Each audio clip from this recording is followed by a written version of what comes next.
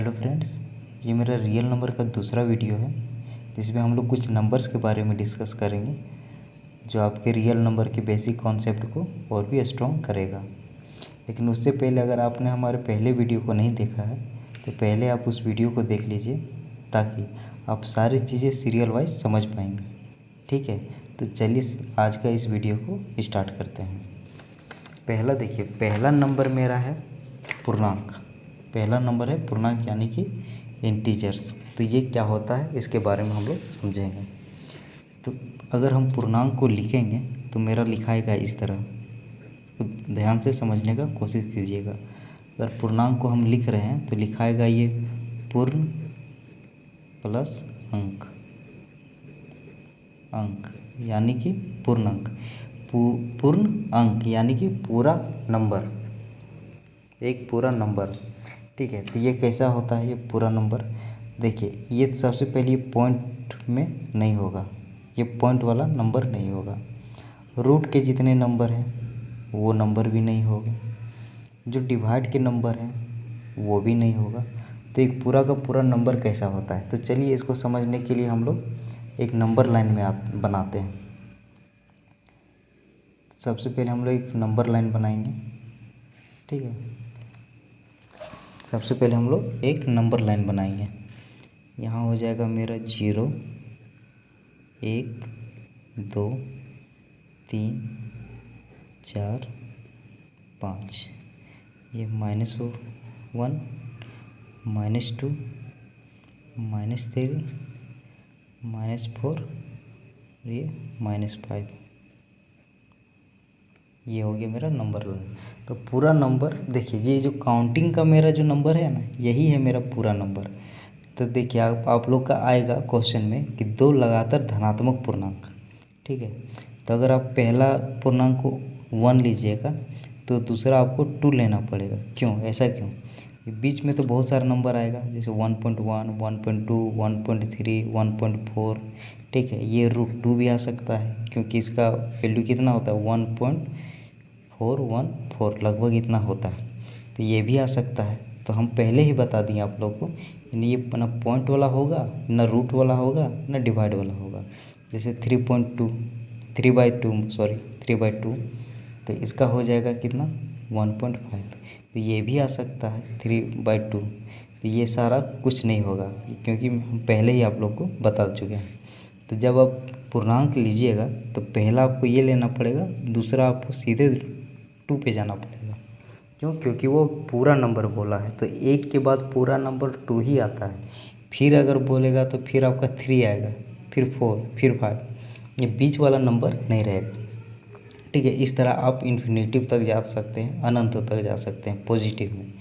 ठीक है, तो ये हमारा हो जाएगा क्या, धनात्मक पूर्णांक। जब इसी चीज़ को हम लोग नेगेटिव में ले लेते हैं तो मेरा हो जाएगा ये क्या, ऋणात्मक पूर्णांक। इस तरह का, जैसे -1 लीजिएगा तो सीधे -2 लेना पड़ेगा, फिर -3, फिर इस तरह जाते जाते आप ∞ तक जा सकते हैं। ठीक है, तो ये मेरा हो गया क्या, नेगेटिव इंटीजर, नेगेटिव इंटीजर यानी कि ऋणात्मक पूर्णांक। और ये मेरा क्या हो गया, पॉजिटिव इंटीजर यानी कि धनात्मक पूर्णांक। तो ये आपका ये क्लियर हो गया, पूर्णांक भी क्लियर हो गया, आपका ऋणात्मक पूर्णांक भी क्लियर हो गया, ये धनात्मक पूर्णांक भी क्लियर हो गया। अब बारी आता है प्राकृतिक संख्याएं यानी कि नेचुरल नंबर्स के बारे में जानने का। तो चलिए अब प्राकृतिक संख्याओं को समझते हैं।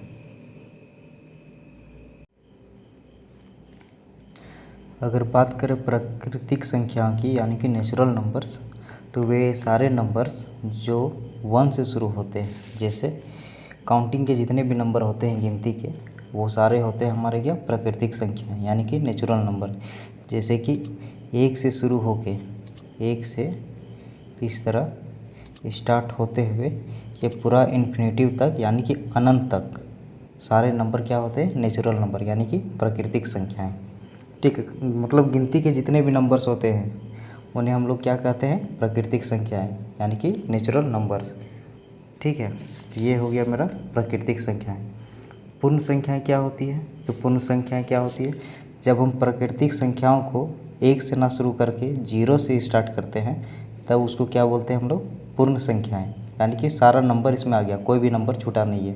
जैसे मान लीजिए हम प्राकृतिक संख्याओं में 1 से स्टार्ट करते हैं, जैसे 1 2 3 4 5 6 7 8 9 और 10 और भी आगे लिखते हैं, लेकिन अभी यहीं तक हम लोग स्टॉप करते हैं। ठीक है, जब हमने 10 लिखा तो देखा एक इस चीज़ को तो हम जान रहे हैं कि ये 1 है, लेकिन ये एक नया चीज़ आता है 0। ठीक है, तो इसका मतलब कुछ ना कुछ छूट रहा है। ठीक है, जब ये छूटा हुआ को भी हम लोग जोड़ देते हैं कि नहीं एक छूट रहा है, उसको भी लेके चलते हैं अब। तो जब हम 0 से स्टार्ट करते हैं तो मेरा पूर्ण संख्या हो जाता है, यानी कि पूरा नंबर्स आ जाता है, कोई भी नंबर छूटा हुआ नहीं रहता है। तो उसी को बोलते हैं क्या? पूर्ण संख्याएं। 0 से स्टार्ट होने वाली सारी संख्याएं पूर्ण संख्याएं होती हैं। ये क्लियर हो गया, पूर्ण संख्याएं क्लियर हो गया, प्राकृतिक संख्याएं क्लियर हो गया। अब आते हैं सम संख्या यानी कि इवन नंबर। इवन नंबर किसको बोलते हैं? वे सारे नंबर्स जो 2 से डिवाइड हो जाता है उसे हम लोग क्या करते हैं? सम संख्याएं या इवन नंबर कहते हैं। जैसे हो गया 2 4 6 8, ये सारे नंबर क्या है? इवन नंबर है। ठीक है, तो मान लीजिए ये छोटा है डिजिट है तो ये तो हमको समझ में आ गया। मान लीजिए कोई बड़ा रहेगा, जैसे इस तरह का 2 3 6 4 9, ये इतना बड़ा अगर वर्ड दे दिया, नंबर दे दिया, ठीक है, तो हम कैसे पता करेंगे कि ये मतलब सम है या नहीं है? ठीक है, तो हम लोग देखेंगे लास्ट में, अगर लास्ट का ये नंबर ये कितना भी बड़ा क्यों ना हो, अगर लास्ट का नंबर मेरा 2 से डिवाइड हो जाता है तो उसको हम लोग बोल देंगे क्या? Even number. ठीक है, तो मान लीजिए इसी को लिख देते हैं फिर से, लेकिन यहाँ पे 9 ना करके 8 कर देते हैं। ठीक है, तो जब हम इसमें 8 कर देते हैं तब हम देखेंगे कि मेरा लास्ट जो नंबर है वो 2 से डिवाइड हो जा रहा है। अगर ये दो से डिवाइड हो जा रहा है इसका मतलब ये पूरा नंबर 2 से डिवाइड हो जाएगा और ये मेरा हो जाएगा क्या? सम संख्या है। ठीक है, और इसी तरह इसका विषम संख्या है, इसका उल्टा होता है, सम का उल्टा विषम। जिससे जो संख्या 2 से डिवाइड हो जाता है उसको सम बोलते हैं, जो 2 से डिवाइड नहीं होता है, जो 2 से डिवाइड नहीं होता है उसको हम लोग विषम बोलते हैं, यानी कि ऑड नंबर बोलते हैं। जैसे ये मेरा हो गया ऑड नंबर और ये हो गया इवन। ये इवन क्यों हो गया? क्योंकि इसका लास्ट जो डिजिट है वो 2 से डिवाइड हो जा रहा है। और ये इवन क्यों हो गया? ये इवन इसलिए हो गया क्योंकि ये जो लास्ट डिजिट है 9 वो मेरा 2 से डिवाइड नहीं हो रहा है, इसलिए ये मेरा हो गया क्या? ये ऑड नंबर यानी कि विषम संख्या है। ठीक है, ये विषम संख्या भी क्लियर हो गया।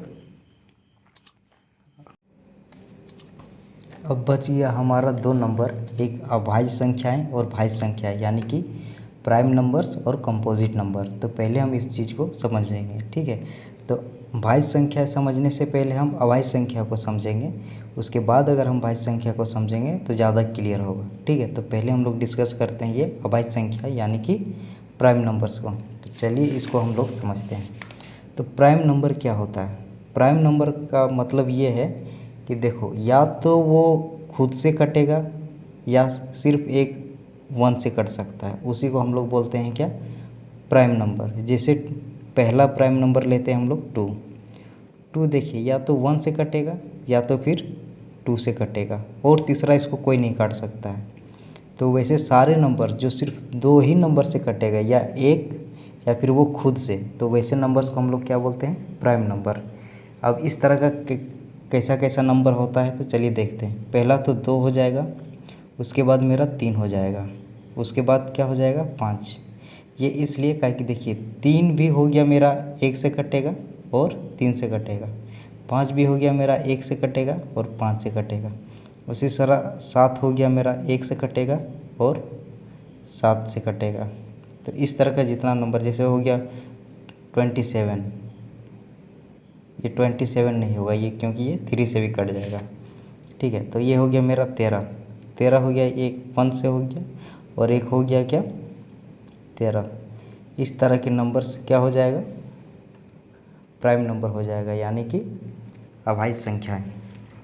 और भाज्य संख्या की क्या होगा? इस अगर अभाज्य संख्या इसको बोलते हैं तो भाज्य संख्या किसको बोलते हैं?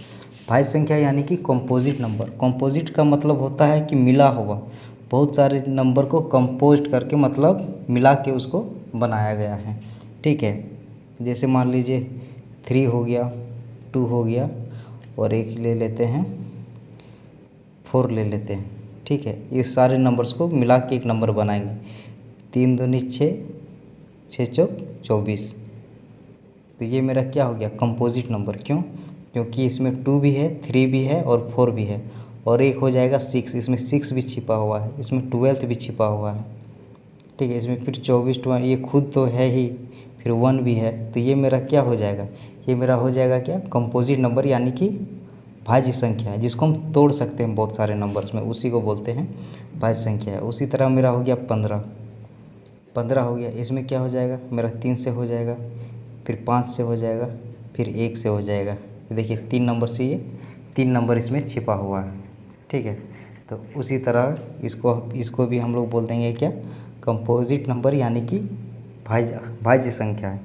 ठीक है, तो ये मेरा बेसिक कॉन्सेप्ट का ही वीडियो चल रहा है, ये दूसरा वीडियो है। इस तरह का हो सकता है 1-2 वीडियो और बेसिक कॉन्सेप्ट का आएगा, जिसमें हम लोग डिस्कस करेंगे क्या, ये प्राइम फैक्टराइजेशन, अभाज्य गुणनखंड किसको बोलते हैं, एचसीएफ, एलसीएम, ये सब क्या होता है। उसके बाद हम लोग एक्सरसाइज में आएंगे। उससे क्या होगा, अगर इतना सारा चीज़ हम लोग क्लियर करके एक्सरसाइज बनाएंगे तो एक्सरसाइज मेरा बहुत ही आसान हो जाएगा, और सारे क्वेश्चन आसानी से समझ में भी आएगा, और सॉल्व भी हम लोग जल्दी कर पाएंगे।